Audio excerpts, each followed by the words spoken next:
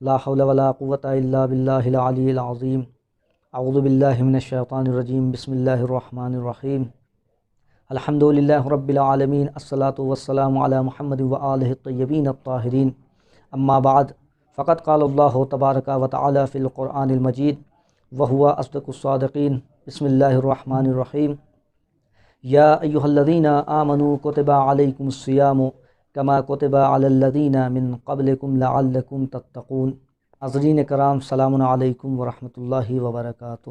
خداوند عالم قرآن مجید میں ارشاد فرما رہا ہے، اے ایمان والوں، تم پر روزہ فرض کیا گیا ہے اس طرح جس طرح تم سے پہلے والوں پر فرض کیا گیا تھا، شاید کہ تم متقی بن جاؤ. ناظرین کرام، ہم اور آپ ماہ رمضان المبارک بولتے ہیں، اس کا معنی کیا ہے؟ اس کے اصل معنی کی طرف چلتے ہیں کہ اس کے اصل معنی ہے کیا. عربی زبان کے ماہرین کے تشریحات کے مطابق اس رمضان کو رمز سے لیا گیا ہے، اور انہوں نے اس لفظ رمز کا دو معنی ذکر کیا ہے. پہلا معنی کیا ہے؟ العین عربی کی کتاب ہے کہ جس کے مصنف خلیل ابن احمد ہیں. انہوں نے اس کے معنی کو اس طرح بیان کیا کہ موسم خزاں میں ہونے والی بارش کو رمضان کہتے ہیں، اور جو سطح زمین سے گرد و غبار اور گندگی کو دھو ڈالتی ہے، اس بنیاد پر اس مہینے کو رمضان کہا گیا ہے. اس کا معنی کیا ہے؟ طریحی مصنف کا نام ہے. انہوں نے اپنی کتاب مجمع البحرین میں، اور دوسرے مصنف احمد بن محمد نے اپنی کتاب مصباح المنیر میں رمضان کو لفظ رمضہ سے اخذ کیا ہے. اور رمضہ کے معنی ان دو مصنفوں نے اس طرح سے بیان کیا ہے کہ رمضہ کہتے کسے ہیں؟ رمضہ گرم اور سلگتی ہوئی ریت اور پتھر کو کہتے ہیں. سلگتی ہوئی ریت اور پتھر کو کہتے ہیں جو سورج کی براہ راست تپش سے سلگنے لگتے ہیں.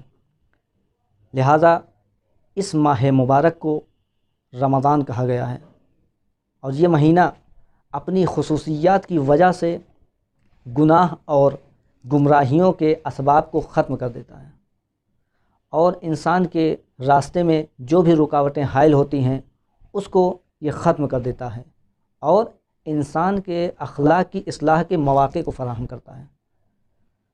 ناظرین کرام، یہ دو معنی تھے جو میں نے آپ کے سامنے ذکر کیے.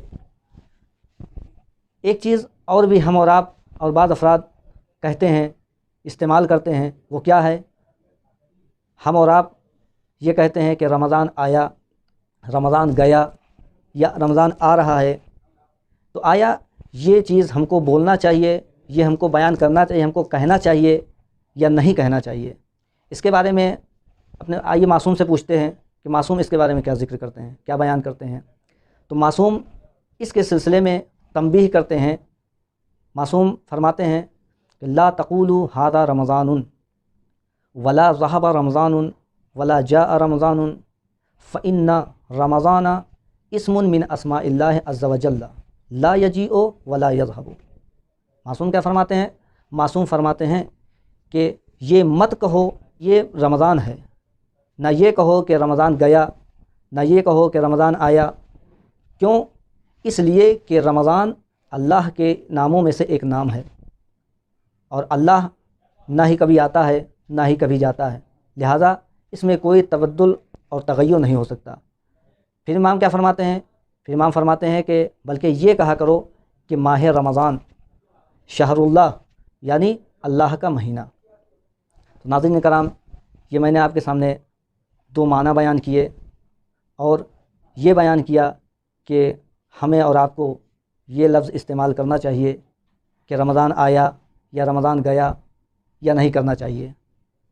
آئیے ناظرین کرام، انہی جملوں کے ساتھ ہم بارگاہ خداوندی میں دعا کرتے ہیں کہ بار الہ ہمیں زیادہ سے زیادہ اس ماہ رمضان میں عبادت کرنے کی توفیق عطا فرما، نیک عمل انجام دینے کی توفیق عطا فرما، اور زیادہ سے زیادہ استغفار اور توبہ کرنے کی توفیق عطا فرمائے. صلی اللہ علیہ محمد وآلہ الطیبین الطاہرین.